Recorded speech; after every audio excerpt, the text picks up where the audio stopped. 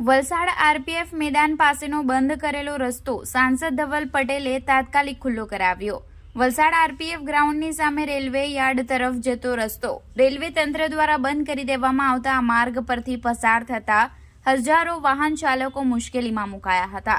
આ બાબતે વલસાડ ડાંગના સાંસદ ધવલ પટેલને જાણ થતા તેમણે તાત્કાલિક આ રસ્તો ખુલ્લો કરાવવા માટે રેલવેના અધિકારીઓને સૂચનાઓ આપતા 24 કલાકની અંદર આ માર્ગ ખુલ્લો કરી દેવામાં આવ્યો હતો, જેને લઈ આ માર્ગ પરથી પસાર થતા વાહન ચાલકોને ભારે રાહત થઈ હતી। ત્યારે વલસાડ રેલવે વિભાગ દ્વારા કોઈને પણ જાણ કર્યા વિના આ માર્ગ બંધ કરી દેવામાં આવતા માર્ગ પર પસાર થતા સ્કૂલના વિદ્યાર્થીઓ, નોકરિયાત વર્ગ તેમજ અધિકારીઓને આશરે 1.5 થી 2 કિલોમીટરનો વિસ્તાર ફરીને જવાની નોબત ઊભી થઈ હતી અને નાના તેમજ મોટા વાહન ચાલકોને ભારે ટ્રાફિકનો સામનો કરવો પડતો હતો, જેનાથી આ માર્ગનો ઉપયોગ કરતા લોકોને ભારે હાલાકી વેઠવી પડી રહી હતી।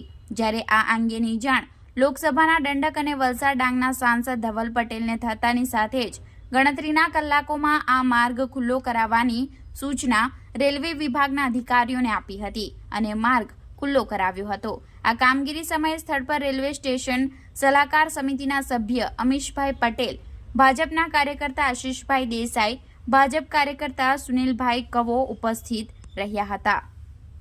સૌને નમસ્કાર। આજે સવારે એક વિડીયોના મારફતે અને આપણે વલસાડની જનતા મને જાણ કરી કે રેલવેના અધિકારીઓએ આરપીએફ પાસે પણ થોડા દિવસ પહેલા રસ્તો બંધ કરાવ્યો હતો, એના કારણે એમને બહુ અવળવ પડતી હતી, જે અવર જવરથી ત્યાંથી બંધ થઈ ગઈ હતી। મેં તરત જ આ વસ્તુની જાણ થતા આપણા વેસ્ટર્ન રેલવેના જનરલ મેનેજર મિશ્રાજી બોમ્બેમાં જે બેસે છે એની સાથે જ ડીઆરએમ વર્માજીને પણ કોન્ટેક્ટ કર્યો અને તાત્કાલિક મેં એમને આજે આરપીએફ પાસે રસ્તો બંધ કરાવ્યો છે એને ખોલવાનો મેં એમને આદેશ આપ્યો અને તરત જ એમણે પણ સારું કોર્ડિનેશન કરીને આજે બપોરે લગીને જ આ રસ્તો ખોલાવ્યો છે। એનો વિડીયો મારફતે પણ હું તમારી સામે મૂકું છું અને જે લોકોને ખાસ કરીને આપણે વલસાડની જનતાને પરેશાની થતી હતી એ પરેશાની આજથી બંધ થઈ જશે અને આરપીએફ પાસેથી પણ એક અવર જવર થઈ શકશે।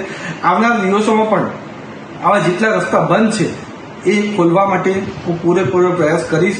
ચાહે રેલવે ઓથોરિટીઝ વેસ્ટર્ન રેલવેને કોન્ટેક્ટ કરવું પડે કે અશ્વિની વૈષ્ણવજીને કોન્ટેક્ટ કરવું પડે કે કોઈ પણ સ્તરે રજૂઆત કરવી પડે, એ રજૂઆત કરીને આપણી વલસાડની જનતાને જેટલી ઓછી પરેશાની થાય ને અવર જવર રેલવે સ્ટેશનમાં એ સારી રીતે કરી શકે એના માટે હું પૂરો પ્રયાસ કરીશ। ધન્યવાદ।